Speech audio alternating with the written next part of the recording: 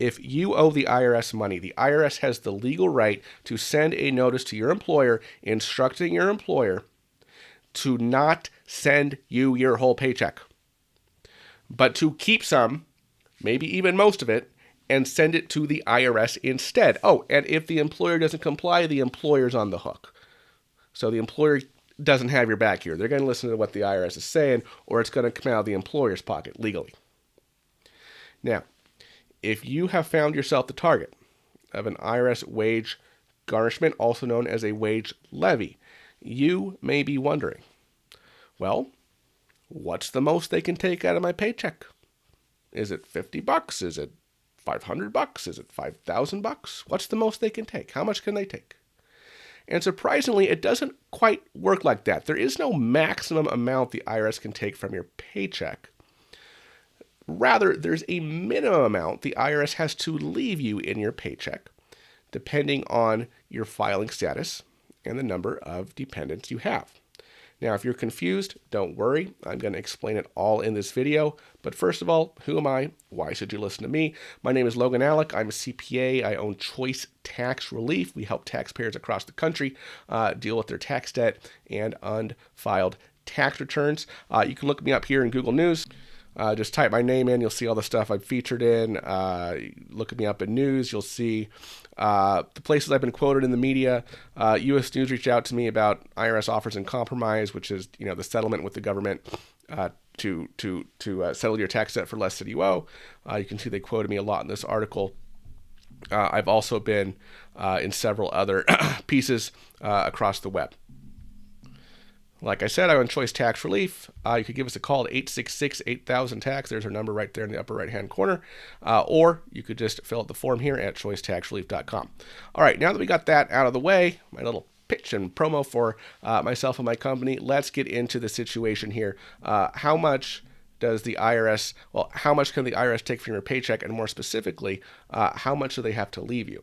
So before we get into the details, we kind of have to explain how the process works, right? So the process works, you owe the IRS money, they've assessed the tax, they've sent you notices, notice of intent to levy, or they've sent you your collection, your collection due process hearing appeal right notice. They've sent you the proper notice, right? And now you're in collections.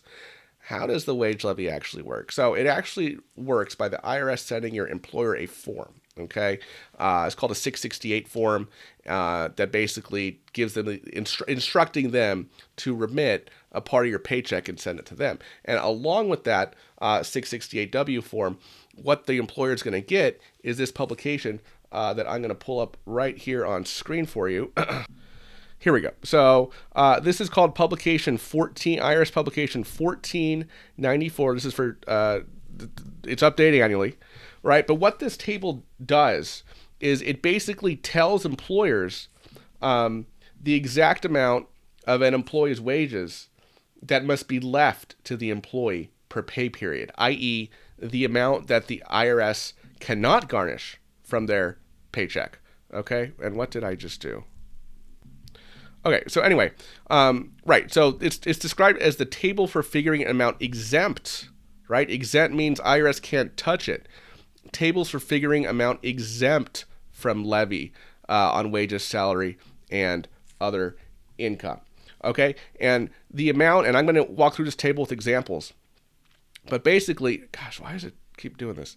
The amount that must be left to you in your paycheck is based on, obviously your pay period, but also your filing status, right here, and the number of dependents that you claim.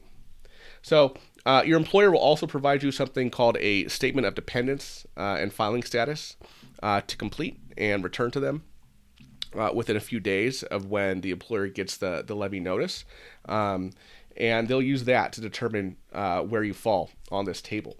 If you don't return the statement to your employer, I think the IRS has a legal right to determine the amount of your wages exempt from levy as though you're married filing separately with no dependents, which is basically, I think, the least favorable situation for these purposes. So unless you owe less to the IRS then the difference between your total net wages less your amount exempt from levy, you will likely only be left with your amount exempt from levy left in your paycheck. So just, a quick example here. Let's say you're single, okay, and let's say you're paid weekly, okay, and let's say you have, I don't know why this keeps popping up, and let's say you have zero dependents. Okay, this is really annoying. Okay, I'm just using Mac Preview now, and gosh, it's so much better. If you just want to read something, Adobe's like, oh, you need to edit this, you need to edit that, we need to edit everything. And yeah, the preview on Mac has way less edit functionality, but sometimes you just want to read a darn thing, right? So let's say you're single, you're paid weekly, and you have no dependents. That means you have they have to leave you $266.35, right? To you. That's the amount exempt from levy every pay period. Okay, just to do another example here. So here's the single table.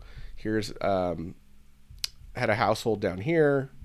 Here's married filing jointly, and here's married filing separate. So let's say you're married filing jointly, right?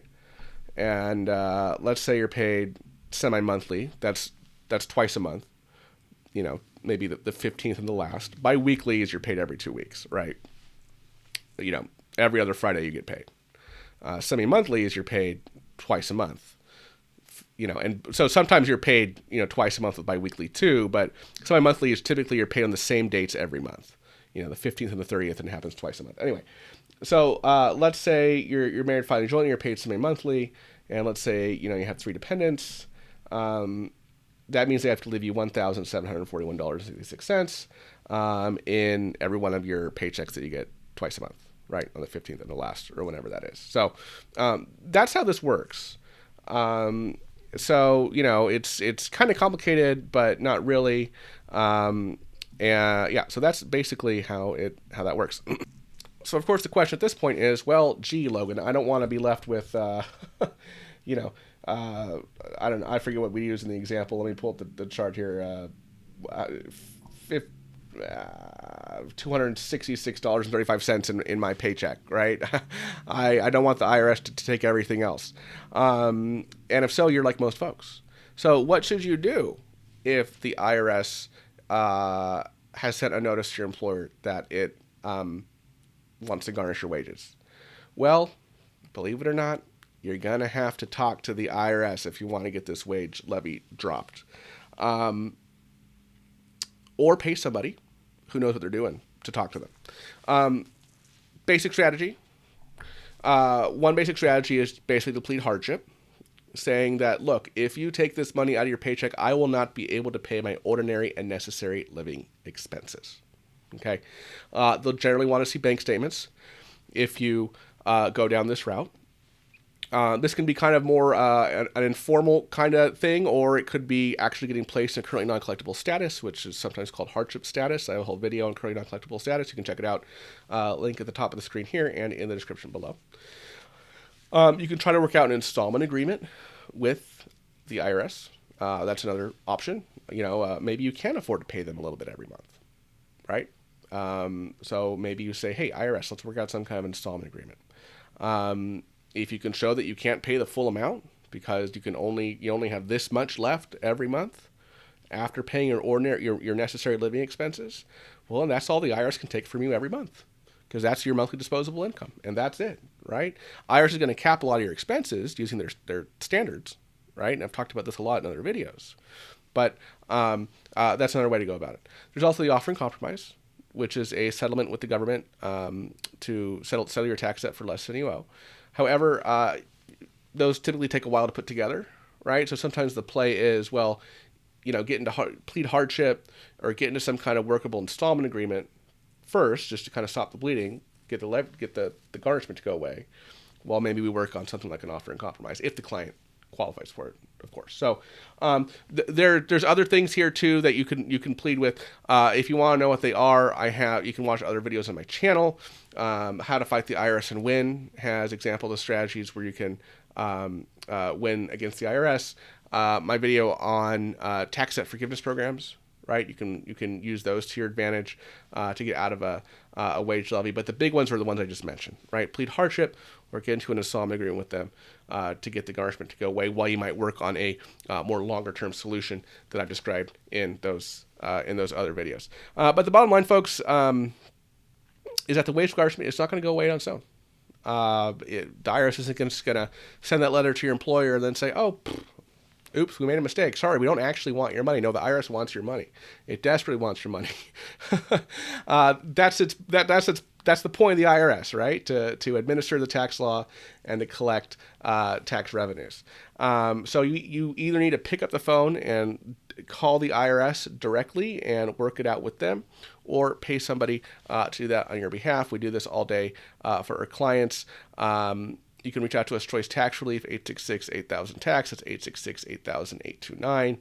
Or you can reach out to us on our website, choicetaxrelief.com. I do have some other tax relief videos over here on the left side of the screen, and I hope to see you soon in the next video. Bye-bye.